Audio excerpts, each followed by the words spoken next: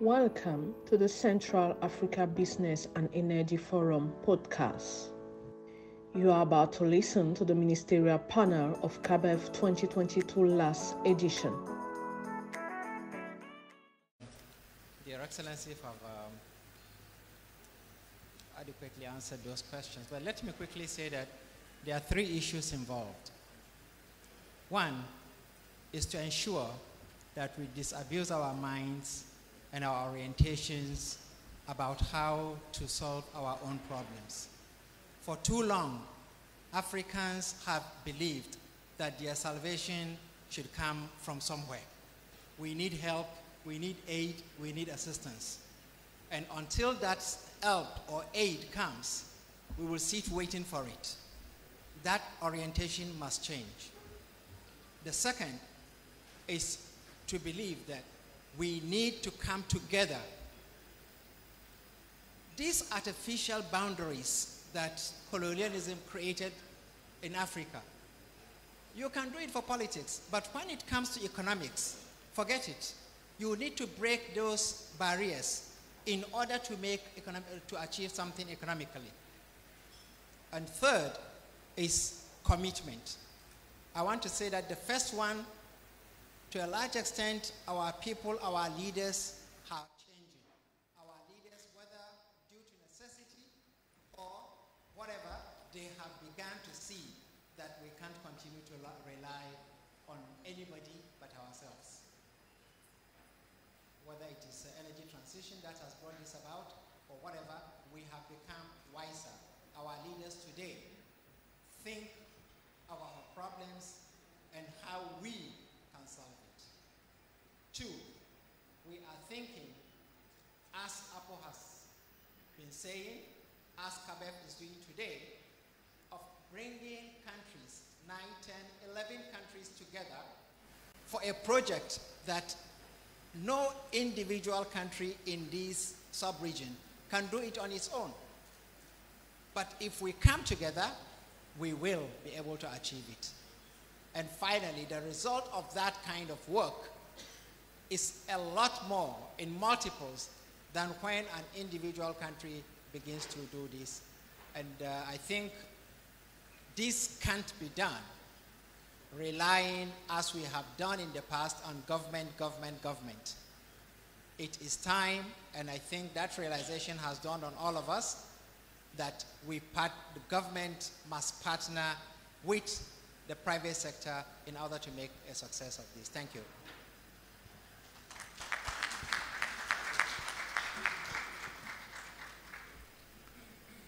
Thank you very much, Dr. Omar. I don't know what you said that got even the ministers clapping, so you said something very important. Thank you so much. Alors, ce que le Dr. Omar a dit, enfin, moi j'étais un peu étonné que même les ministres applaudissaient. Il a dû dire quelque chose d'intéressant. Mais effectivement, il a dit quelque chose d'intéressant. Le fait que pendant trop longtemps, les Africains attendaient que la solution à nos problèmes vienne d'ailleurs. Il est temps, n'est-ce pas, qu'on se retourne vers nous-mêmes pour briser, n'est-ce pas, la division, la séparation des pays africains par les colons.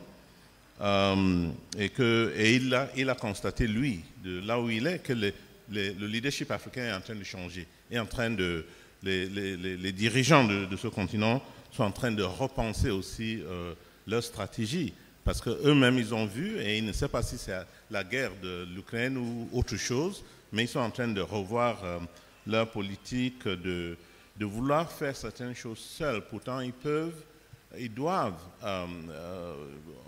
se réunir, et ils revenaient un peu sur ce qu'avait dit monsieur le ministre de la RCA, M. Piri, que les Africains sont en train de réaliser.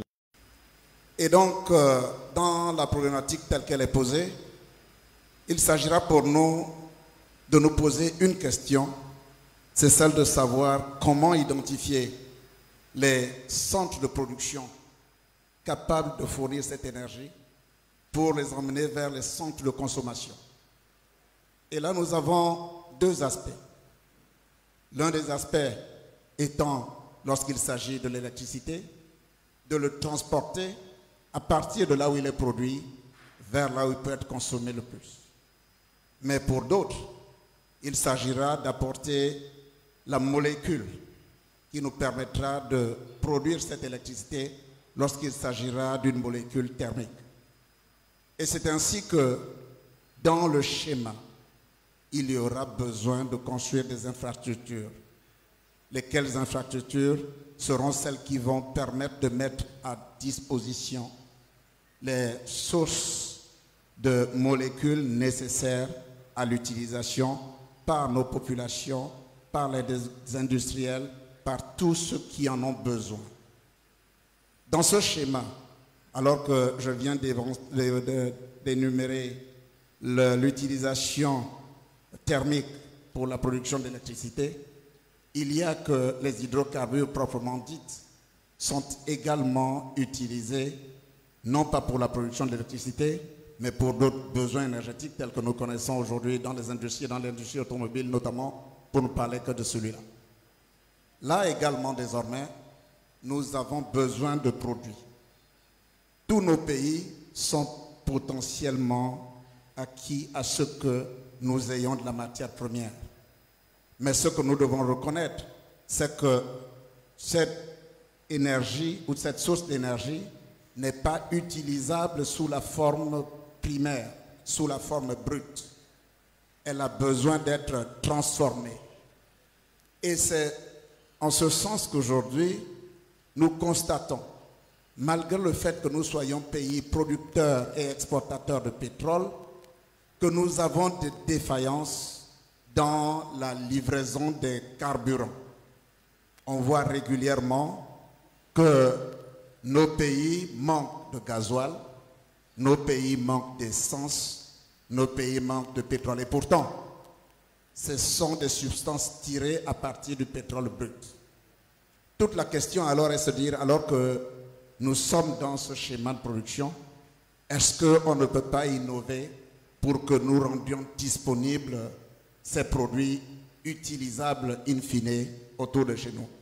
Et ça également, ça nécessite que nous construisions des infrastructures. Maintenant, entre la construction d'une infrastructure parce qu'on a la technologie, parce qu'on a le savoir-faire, et ceux-là qui disposent de la ressource, c'est également en cela que nous devrions mener nos réflexions. Parce que n'a-t-on pas dit tout à l'heure que les centres qui sont les centres de raffinage, partout en Europe, en Asie et même aux États-Unis, ne sont pas forcément ceux-là qui sont producteurs de la ressource, mais ils excellent dans la transformation. Et donc cet aspect de transformation, c'est un aspect que nous devrions aborder pour que, ayant identifié les centres de transformation, nous nous posons la question de savoir comment est-ce qu'on fait parvenir la ressource à ces centres de transformation. Nous avons vu que le trucking, c'est un aspect, mais il n'est pas du tout le plus efficace et le plus efficient. Nous avons remarqué, et je prends l'exemple du Gabon, malgré le fait que nous ayons du trucking pour ce qui est du gasoil, nous nous retrouvons souvent en tension parce que les schémas d'emmener ces produits aux utilisateurs font qu'il y a des aléas liés à la route, quand c'est la route, des aléas liés, je dirais, aux fleuves et aux ensablements, quand il s'agit des voies fluviales. Alors, nous pensons que l'un des meilleurs atouts, c'est de construire un réseau de pipeline, lequel réseau de pipeline reliera le centre de production au centre de transformation, des centres de transformation au centre de stockage et des centres de stockage vers les utilisateurs. Et ça ne peut être qu'une solution intégrée. C'est de cette solution intégrée parce que nous connaissons que les centres de production ne sont pas forcément ceux-là qui sont grands consommateurs, alors même que les marchés sont dictés par les consommateurs. Et donc, dans la recherche des marchés, c'est en cela que nous nous retrouvons ici. Ce sera identifié, puisque nous sommes une zone intégrée, de fonctionner désormais par synergie, parce que ensemble, nous allons trouver que nous aurons la ressource, nous pourrons l'exploiter, la transformer, et nous avons des besoins pour l'utilisation, et nous pourrons donc l'utiliser, ce qui sera encore une fois un gain économique pour l'ensemble de la sous-région. C'est en cela que nous nous retrouvons aujourd'hui pour nous dire, alors, est-ce qu'un centre de production qui se trouve au Gabon, qui se trouve en Guinée, peut ravitailler un centre qui se trouve, et nous l'avons bien vu parce qu'il y a le réseau de pipeline dans la projection qui est faite, au-delà de la RDC, j'en ai vu jusqu'au Burundi si je ne me trompe pas. C'est en cela que ce marché intégrateur, aujourd'hui, puisque nous parlons de la sous-région, est vital pour nous. Et de ce fait, nous nous faisons accompagner. Parce que autant nous avons ces centres de production, autant nous comprenons que nous sommes désormais délaissés par les, on va dire, les partenaires historiques qui étaient les multinationales pour lesquels désormais les financements n'arrivent plus. Et c'est la bienvenue quand on parle ici de ce que l'APO venait de conclure avec Exim Bank of China, de pouvoir nous accompagner dans l'investissement pour ces projets intégrateurs. C'est encore une fois, toujours avec l'accompagnement et le soutien de toutes les organisations sous-régionales que l'ensemble des projets pourra être regardés et menés. Et c'est le cas aujourd'hui avec le Central Africa Business Energy Forum qui nous accompagne notamment par la signature de ce que nous avons vu, le Memorandum of Understanding, qui est, je dirais, par excellence, la piste qui nous mène vers les réflexions et les solutions intégrées dont nous avons tant besoin. Je vous remercie. Merci, Monsieur le Ministre. Merci. Wow. Let me say, the minister came back on some of the core ideas that the other ministers expressed and kind of resumed it beautifully, which will allow us for the next, I don't know how much time we have, maybe 10 minutes, to have each minister react to what their colleagues said. He essentially talked about the need to find, for the quality of energy, to match energy needs to energy availability. And one way of doing this, of course, is to, again, come together, have these pipelines that can take energy from Gabon to Equatorial Guinea or to Central African Republic or to Chad and so on. So the need for this coming together is critical. Identifying the centers of production and figuring out how to transport them and eventually how to distribute energy. The need for building adapted infrastructure. All of our countries have the primary resources.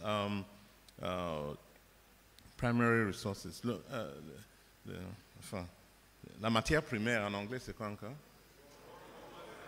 Raw materials. Raw materials, yes. Sorry, merci beaucoup, ça m'encourage. But then, it's the exploitation of these raw materials that need collective action on the part of everyone. So we produce petroleum, for example, but, in some places they're refined, in others not. So if we can come together and figure out how we, can refine them in certain areas and transport them to others. He talked about the weaknesses of our infrastructure, our roads, and the need for, again, pointed to the possibility of developing pipelines so we avoid, the weaknesses in our road infrastructure and the impact that these have on prices. Linking centers of production to where the needs are. The minister mentioned in passing, the financing of this project from the Bank of China, which, of course, had we come together, we could do it differently. So there's all of these ideas have been expressed by the honorable ministers here, and I think in some ways the example from Houston should inspire us, and I think that was the intent for that presentation. So I will just ask. I don't think we have a lot more time. So what I'll probably do is just ask each minister, and this is coming from me, it's my question. We need policies. We need the political one, the political will to do these changes. The political will, does it exist in your country? The political will to integrate. We need that. Does it exist in your country? If it doesn't, you just say no. But if it does, what are the elements of policy that you're working on to encourage intégration? Monsieur le ministre, ma question était, j'espère que c'est, enfin, je suis sûr que vous avez tous compris, mais la question était de savoir, est-ce qu'il existe cette volonté politique pour ce genre d'intégration? Et si oui, quels sont les éléments de cette politique? Donc je vais demander, en commençant peut-être avec Dr Omar, mais je sais qu'il n'est pas directement concerné, mais il ressent quand même. Dr Omar, I'm asking what policies exist. If the political will is there and what policies exist, you will know from where you sit whether the countries involved, all these African countries, whether that political will exists and how is it playing out in your area. We'll start with Dr. Omar. Well, I'm not a minister, so I'm not speaking for a country. I'm speaking for a group of countries. Mm-hmm. And what I see, and I did say earlier that we need a change in orientation. And I said that change in orientation is already visible. What our leaders would not do 20, 30 years ago, today they are doing, or their ministers are doing, or their advisors are doing. And I think if you look at Apple, we used to be called African Petroleum Producers Association. It was a loose association of countries. Everybody still wants to hold its independence. Just come, let's discuss and have policies. Today we have moved away from that as a result of a major reform undertaken during when our member countries realized that energy transition is real. In 2015, the developed countries got the whole world, including our countries, to come to Paris and sign the Paris Climate Change Agreement. And our leaders realized that since their economies depend largely on fossil fuels, and those on whom they have been dependent in terms of finance, technology, and markets have signaled that they are abandoning this, it means we are going to be in serious trouble. Dr. Omar, I'm sorry, I'll just let you finish because I want to give each person 1 minute. Okay. 2 at the most. As a result, they embarked on this reform, and today we are an organization, and today we are talking as a group, and we are ready to. This exactly explains what His Excellency Gabriel is doing. Thinking out of the box and saying that, look, all the 11 countries, including those who are outside of APO, within the sub-region, should come together and do these things. 10, 20 years ago, if he did this, somebody will say, are you really serious? Thank you. Thank you. Monsieur le ministre, je passe la parole à vous. Thank you. I think to follow up on that, what I should say is that politics is really based on either strategy or the need. Recognizing that both strategically and need-wise, our people are in the burden of finding energy, and our leaders have no other choice but to come up with solutions. And that solution, they pass it over to all the members, like in different government, to think and come with ways for solving energy problem. And as we said, because we've seen that transition has been tackled, yes, one way in Gabon is the way that we have taken today the law for local content. Local content is one way of emphasizing the way of finding solution inward and regionally, rather than have to still wait on multinational as it used to be the case. And today, we are asking for the local to become expert and take in hand and start their own destiny. That is the way the leaders are showing us today. Thank you so much, Mr. Minister. saying some very interesting things. Monsieur le Ministre from Equatorial Guinea, same thing. Okay. I think my position is that every single country of a region, they all have the same aim. They want to provide electricity to the people. They want to provide products to the people. And country from country have different situations. I cannot compare Equatorial Guinea with Cameroon.